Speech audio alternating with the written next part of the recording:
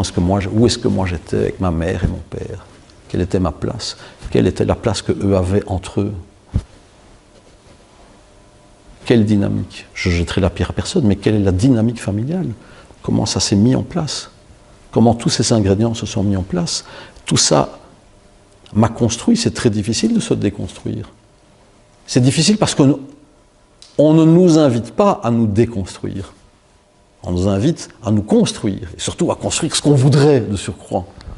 Ce qui est pour moi la plus grande des aberrations. On devrait déconstruire, tout déconstruire. Et c'est le chemin de la vie, c'est la déconstruction. Avec l'âge et la vieillesse, c'est la déconstruction. On perd beaucoup, heureusement, on élague.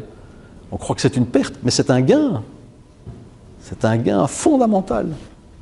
Les vieux sont magnifiques. Cette grande amie que j'ai en Belgique, qui va bientôt avoir 82 ans, elle est magnifique.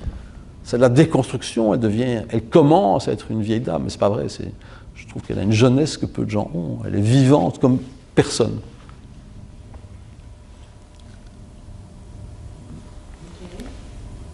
Tu dis que tout se joue avant que l'instruction se passe en dehors de la famille. Avant que l'instruction publique prenne le dessus. C'est-à-dire que... Enfin, l'essentiel, je ne dis pas tout se joue. L'essentiel. Après, on rajoute d'autres valeurs. Donc il y a quand même une différence entre l'enfant qui est placé à 2 mois dans une crèche, parce que la mère repart travailler, et l'enfant qui est gardé à la maison et qui va à l'école à 3 ans. Oui, bien sûr, c'est différent.